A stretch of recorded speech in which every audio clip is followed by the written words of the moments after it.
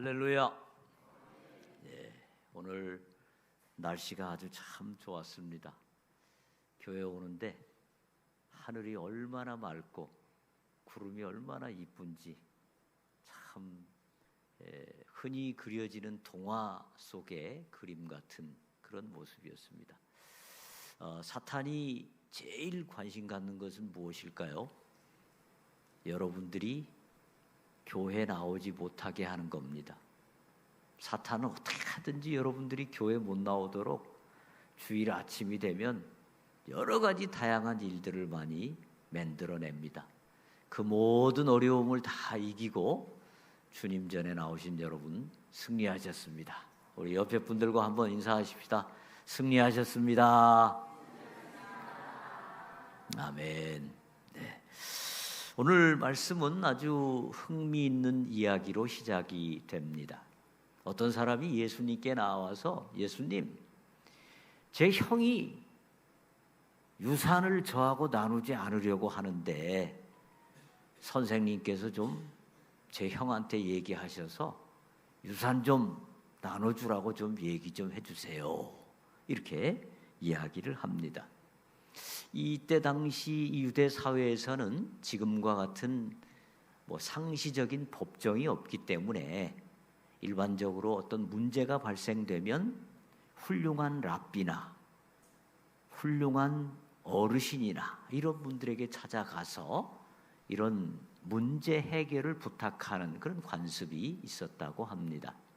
그러니까 이분이 생각할 때 예수님은 사랑도 많으시고 능력도 많으시니까 이 문제를 예수님께 가지고 가면 예수님께서 잘 해결해 주시지 않겠나, 우리 형을 잘 설득해 주지 않겠나, 또는 혹시 내가 받은 유산이 너무 부족하다고 하면 예수님은 오병이어의 기적도 일으키시는 분이시니까 내 유산 위에다가 기도를 싹 하면 내 유산이 형 거보다 더 많아지지 않겠나, 이런 기대를 가졌는지도 모릅니다.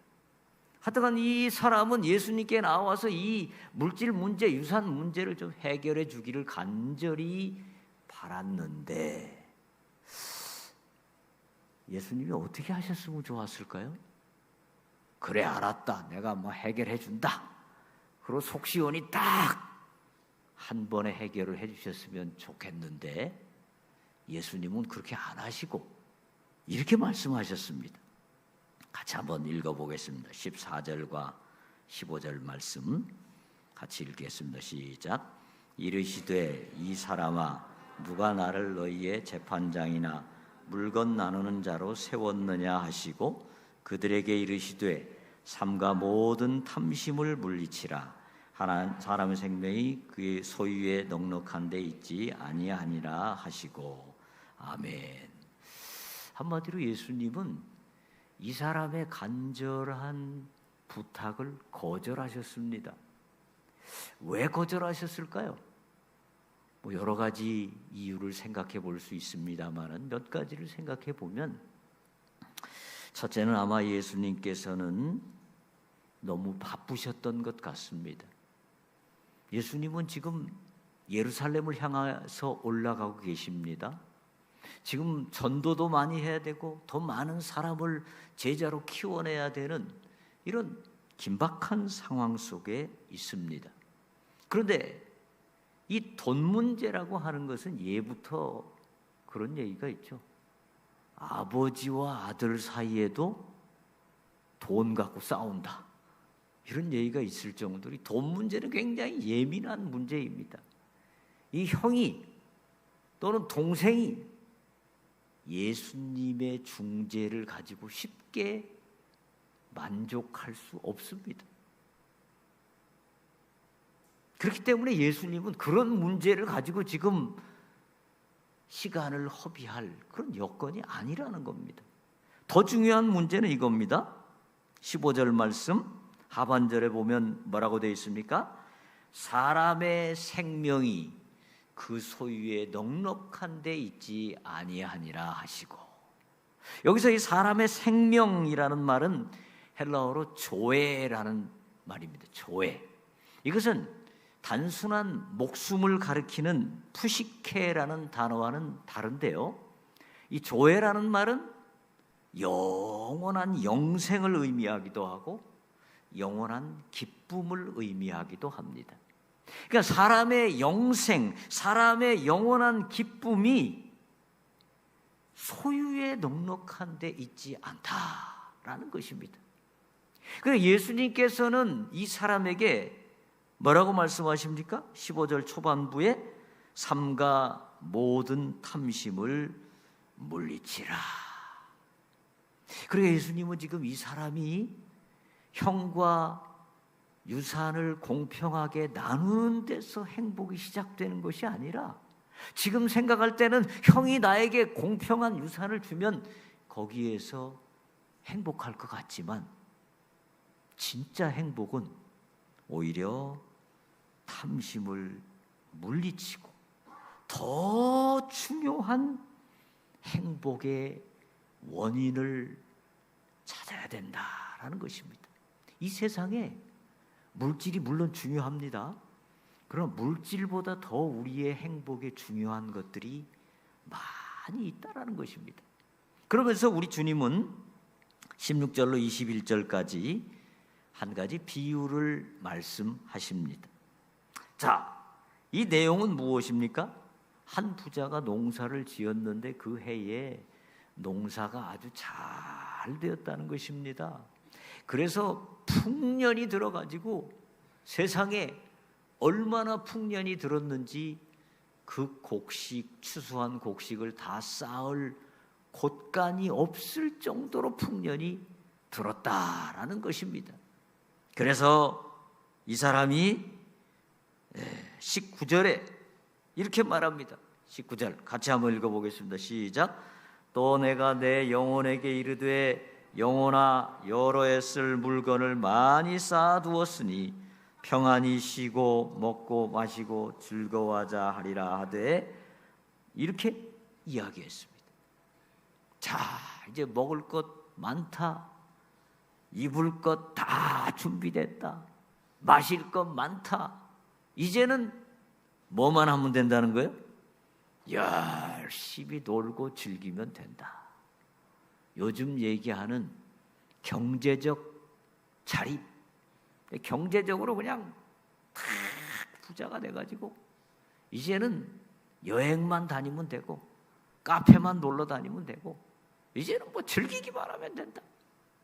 이런 생각을 하고 있었다라는 것입니다. 그런데 주님께서는 오늘 말씀에 이 사람을 어리석은 사람이다 그렇게 말씀하십니다. 20절 말씀 같이 읽어보겠습니다. 시작. 하나님은 이르시되 어리석은 자여 오늘 밤에 내 영혼을 도로 찾으리니 그러면 내 준비한 것이 누구의 것이 되겠느냐 하셨으니. 아멘. 자, 이 부자가 열심히 돈을 모았습니다.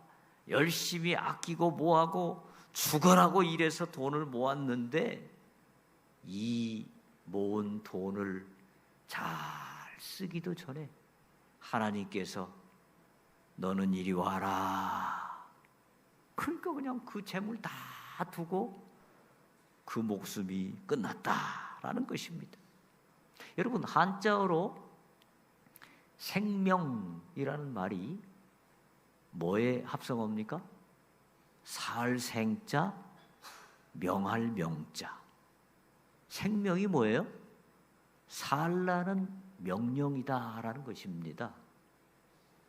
우리가 이 땅에 태어나는 것도 하나님의 명령에 의해서 태어났고 그냥 그렇게 사는 것 같지만 하나님께서 명령하시기 때문에 지금도 우리의 생명이 붙어 있습니다. 하나님께서 오늘이라도 고만 살고 너 이제 와라 명령을 끝내시면 우리 갈 수밖에 없습니다. 그것이 생명입니다. 여러분, 이 부자가 왜 어리석은 자입니까? 왜 어리석은 인생입니까? 이 부자의 말을 가만히 들어보십시오. 17절로부터 19절 말씀에 보면요, 이 부자는 나밖에 없습니다. 내 곳간이 좁다, 그래서 내가 내 곳간을 짓겠다. 내 영혼아, 이제는 편히 먹고 잘 살자. 전부 3절에 나오는 말이 전부 뭡니까? 나요, 나. 내가 내 곳간을, 내 영혼아, 잘 살자. 이 사람에게 하나님에 대한 생각이 있을까요? 하나님에 대한 관심이 있는가요? 저 영원한 천국에 대한 생각이 있는가요? 전혀 없습니다. 그저 이 세상에서 내가 잘 먹고 잘 살고 나만 즐기면 된다. 이런 생각으로 가득 차 있기 때문에, 그리고 물질이 마치 내 행복의 모든 것처럼 생각하기 때문에 그게 바로 어리석은 인생이다라는 것입니다. 우리나라에서 제일 큰 기업이 삼성그룹이죠. 삼성그룹을 세우신 분이 이병철 회장님, 다른 말로 돈병철 회장님이라고도 부르죠. 돈이 하도 많으셔가지고 이병철 회장님의 자녀가 있었는데 그 중에 첫째 아들은 이맹희라고 하는 회장님이고, 셋째 아들이 이건희, 삼성그룹 돌아가신 회장님이죠.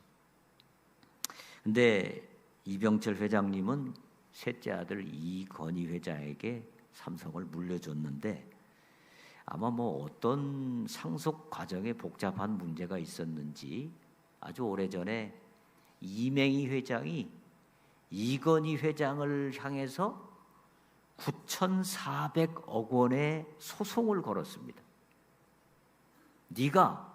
내가 받아야 될 유산 9,400억 원을 더 가져갔다. 내놔라. 소송을 걸었고요. 소송 비용이 171억이 들었습니다. 17억이 들어도 뒤로 넘어갈 일인데 171억이 소송 비용이 들어갔어요. 결론은 이건희 회장이 이겼죠. 이맹희 회장은 171억을 날린 겁니다. 저는 그것을 보면서 참 부끄러운 일이다. 참 안 된 일이다. 생각해 보세요. 온 국민이, 온 세계가 다 알도록 형제간의 법정 싸움을 벌였으니 얼마나 부끄러운 일입니까? 그리고 결국은 그것 때문에 그 양 가문이 어떻게 됐을까요? 보나 안 보나 뻔하죠. 완전 원수지간이 돼가지고 아마 쳐다도 안 볼 겁니다. 이병철 회장이 얼마나 하늘에서 그걸 보면 마음이 아플까요? 여러분, 유산 많이 물려주시지 마시고 유산을 절대 돌아가시기 전날까지는 물려주지 마시고, 그다음에 미리 아예 딱 유서를 정확하게 써놓으셔서 나중에 자녀들끼리 칼부림 나지 않도록 그렇게 하시기 바랍니다. 여러분, 오늘 우리 주님께서는 15절에 말씀하십니다. 모든 탐심을 물리치라. 여기서 이 탐심이라고 하는 말이 헬라어 원어로 보면 플레오넥시아스라는 말입니다. 플레오넥시아스. 이 플레오넥시아스라는 말은 뭐냐면, 플레오라는 건 더 많이, 그 다음에 넥시아스는 가지다, 이런 말입니다. 그러니까 플레오넥시아스는 뭐예요? 더 많이 가지려고 하는 겁니다. 더 많이, 어떻게 하든지 더 많이 가지려고 하는 탐심. 오늘날 이 세상이 불행한 원인이 무엇입니까? 여러 가지 원인이 있습니다만 그 중에 하나가 탐심입니다. 더 많이 가지기 위해서 다른 사람에게 사기를 치기도 합니다. 더 많이 가지기 위해서 뇌물을 받기도 합니다. 더 많이 가지기 위해서 보험금을 들어가지고 멀쩡히 살아있는 남편을 계곡에서 뛰어내리라고 해가지고 죽이고 8억 원을 보험을 받으려고, 그리고 더 많이 가지기 위해서 부모님 시신을 앞에 두고 형제들끼리 칼부림이 나는 이 탐심이 바로 우리 인간을 오히려 불행하게 만든다라는 것입니다. 물론 돈은 중요하죠. 돈 건강하게 깨끗하게 많이 벌어야 됩니다. 그러나 그 돈은 우리의 행복을 위한 여러 요소 중에 하나일 뿐이지 그것이 우리의 삶의 목표는 아닙니다. 오늘의 불행은 뭡니까? 삶의 수단인 돈을 삶의 목적으로 생각하고 그것을 위해서 무리한 수를 쓰다가 그만 불행하게 된다. 이것이 바로 어리석은 인생이다라는 것입니다. 그래서 유명한 프랑스의 황제 나폴레옹은 이런 이야기를 합니다. 행복을 부유한 생활 속에서 구한다는 것은 마치 태양을 그림으로 그려놓고 햇빛이 비치기를 기다리는 것이나 다름없다. 돈이 우리에게 행복을 줄 것이라고 생각하는 것, 이것은 태양을 그림에다 그려놓고 그게 나에게 따뜻한 빛을 비추려고 생각하는 것과 다름없다. 여러분, 우리 성도들은 돈에 대한 탐심을 버리고 돈을 하나님께서 주시는 만큼 감사함으로 받으시는 여러분 되시기를 주의 이름으로 축원합니다.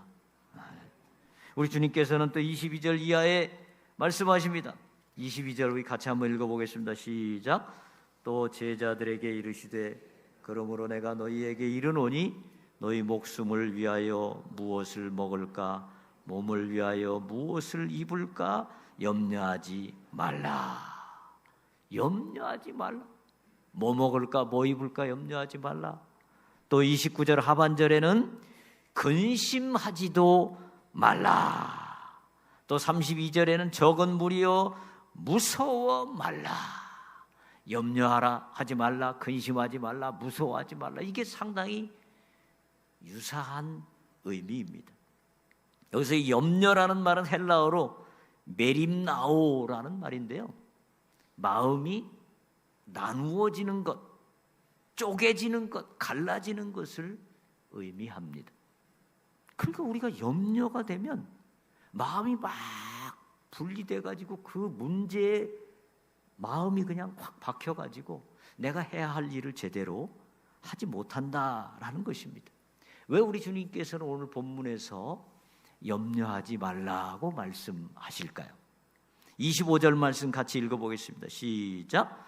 또 너희 중에 누가 염려함으로 그 키를 한 자라도 더할 수 있느냐. 아멘.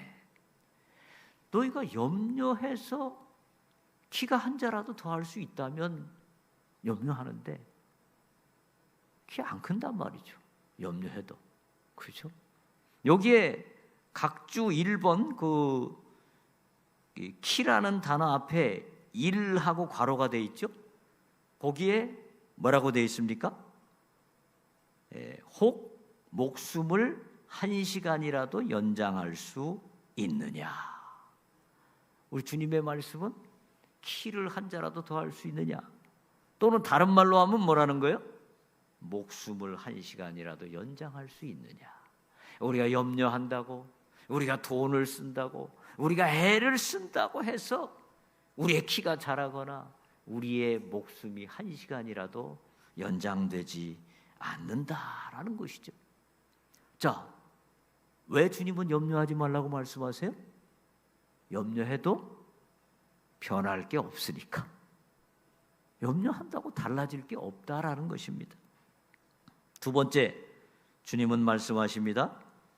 24절과 27절의 말씀입니다. 24절 말씀 뭐라고 말씀하십니까? 같이 한번 읽어보겠습니다. 시작. 까마귀를 생각하라. 심지도 아니하고 거두지도 아니하며 골방도 없고 창고도 없으되 하나님이 기르시라니 너희는 새보다 얼마나 더 귀하냐. 아멘. 까마귀가 어디 씨 씹는 거 보셨어요? 까마귀가 어디 그거 추수하는 거 보셨어요? 까마귀가 그거 보관하려고 냉장고 만들어 놓은 거 보셨어요? 아니요. 그렇지 않아도 다 까마귀 살지 않느냐. 또 27절 말씀하십니다. 같이 읽겠습니다. 시작. 백합화를 생각하여 보라. 실도 만들지 않고 짜지도 아니하니라.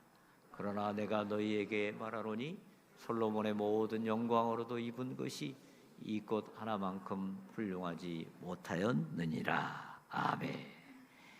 백합화가 어디 그 꽃을 피우기 위해서 실 만드는 거 봤냐? 그거 만들기 위해서 배틀 짜는 거 봤냐? 그렇게 안 해도 얼마나 그 꽃이 아름답고 이쁘고 향기롭냐?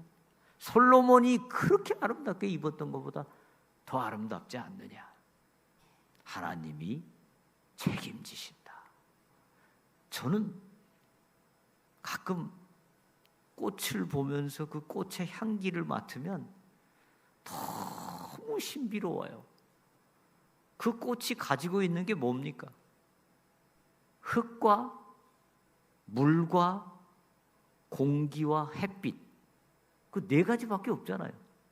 근데 그 네 가지를 가지고 어떻게 그렇게 아름다운 이 꽃 보세요. 이 꽃의 이거 뭐라고 그럽니까? 이게 부드럽기가 얼마나 부드럽습니까? 그 다음에 이 꽃의 향기가 도대체 어디서 나오는 겁니까?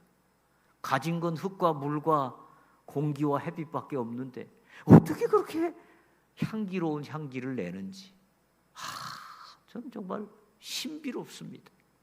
이게 하나님의 능력이십니다. 할렐루야. 네. 그렇기 때문에 우리는 하나님을 믿는 사람들은 하나님을 믿기 때문에 염려를 자꾸 주님께 맡깁니다. 여러분, 초등학교 1학년 학생이 부모님이 경제적으로 어렵다고 아빠, 우리 집 어려우니까 내가 너무 걱정된다. 내가 오늘부터 이제 나는 나가서 알바를 하고 오겠어. 아빠, 내가 너무 걱정이 돼서 내가 알바를 안 할 수가 없어. 효자일까요? 아닐까요? 효자도 아니고 할 수도 없습니다. 초등학교 1학년을 누가 알바로 받아줍니까? 초등학교 1학년이 할 수 있는 일은 뭡니까? 아빠를 믿는 거예요. 아빠를 믿고 열심히 내가 할 일 하는 거예요. 내가 할 일 뭐예요? 열심히 밥 잘 먹고 운동 잘하고 공부 열심히 하고 내 그릇을 키우는 일이 내가 할 일이지, 내가 앉아서 염려하고 내가 알바하겠습니다. 그건 옳은 일이 아닙니다. 여러분, 우리는 참 걱정이 많습니다. 참 염려가 많죠. 우리 회사가 망하지 않을까? 내가 회사에서 해고당하지 않을까? 그리고 내가 어느 날 갑자기 건강검진을 받았는데 암사기라는 진단을 받지 않을까? 그리고 내 자녀가 나를 못 본 채 하지 않을까? 그리고 내 자녀 시집 안 가서 어떻게 하냐? 큰일 났다. 내 자녀 병 걸리면 어떻게 하나? 취업 안 되면 어떻게 하나? 염려 많죠. 사람들은요, 이런 생각을 하는 경우가 있습니다. 돈이 많으면 염려가 없을 것이다. 왜? 돈이 많으니까 뭐 직장에서 해고당해도 상관없고 병이 들면 병원에 가면 되고 돈 많은데 뭐가 걱정이냐? 그럴 것 같죠. 또는 아주 인기가 좋은 사람 보면 저 사람은 인기가 좋으니까 걱정도 없겠다. 또는 외모가 좋은 사람을 보면 저 사람은 외모가 너무너무 좋으니까 걱정도 없겠다. 아니요. 최근에 뉴스를 보니까요, 삼성 이재용 회장 일가가 상속세를 12조 원을 내야 된다고 합니다. 12조 원. 12억이 아닙니다. 12조. 12조를 내야 되는데 이건희 회장이 2조 9천억 원을 그 중에서 내야 된대요. 3조 원 정도를 내야 된답니다. 그 돈이 없대요. 아니 그럼 받은 돈은 다 뭐하고 그 돈이 없냐? 그랬더니 그 받은 돈을 가지고 있어야만 경영권을 방어할 수 있다는 겁니다. 그 주식을 자기가 그만큼 많이 가지고 있어야 되는데 돈 낼 돈이 상속세 낼 돈이 없다는 거예요. 이건희 회장, 이재용 회장 뭔 걱정하고 있는 거예요? 네? 돈 걱정하고 있는 거예요.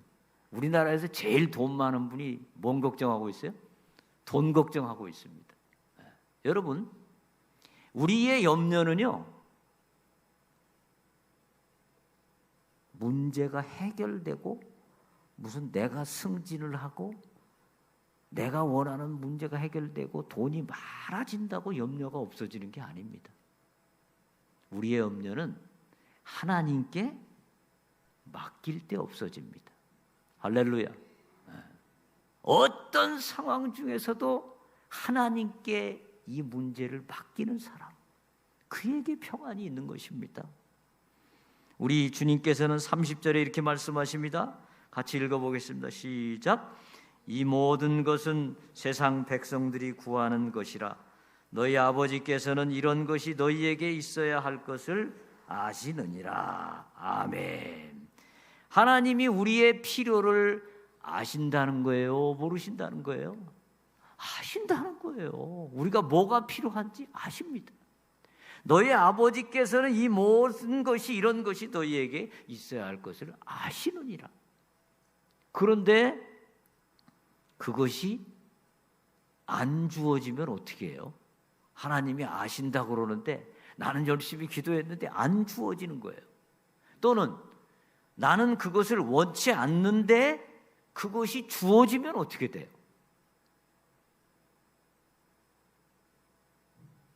아니 하나님이 아신다면서요.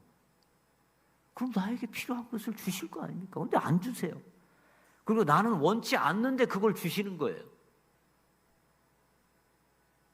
왜 그러실까요? 내가 보기에는 그것이 좋은 것인데 하나님은 다른 계획이 있지 않으실까요? 내가 생각에는 그게 좋은데 하나님은 다른 계획이 있지 않으실까요? 사도 바울은 고백합니다. 빌립보서 4장 12절 같이 읽어보겠습니다. 빌립보서 4장 12절 시작. 나는 비천에 처할 줄도 알고 풍부에 처할 줄도 알아.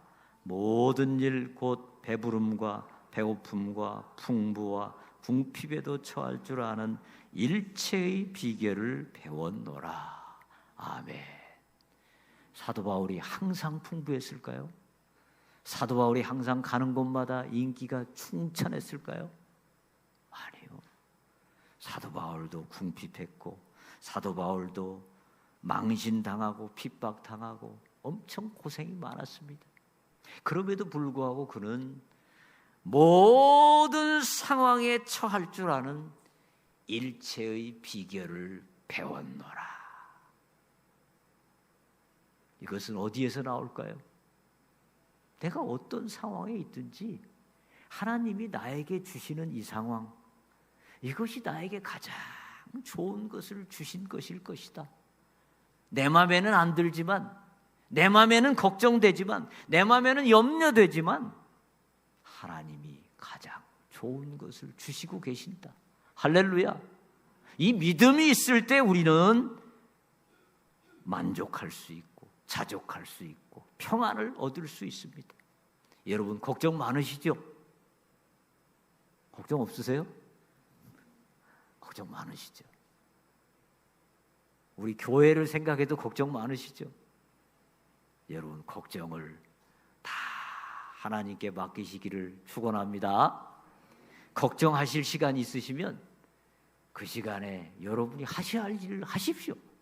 하시고 나머지는 하나님께 맡기시기를 주의 이름으로 축원합니다.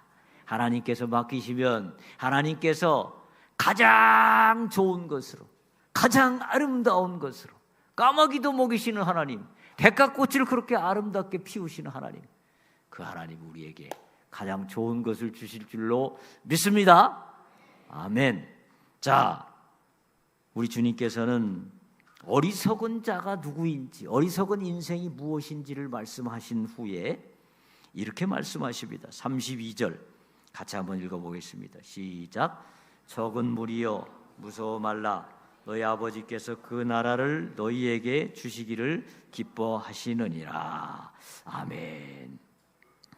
자, 우리 하나님께서 뭘 주시기를 기뻐하신다고요? 뭘 주시기를? 그 나라를. 여러분,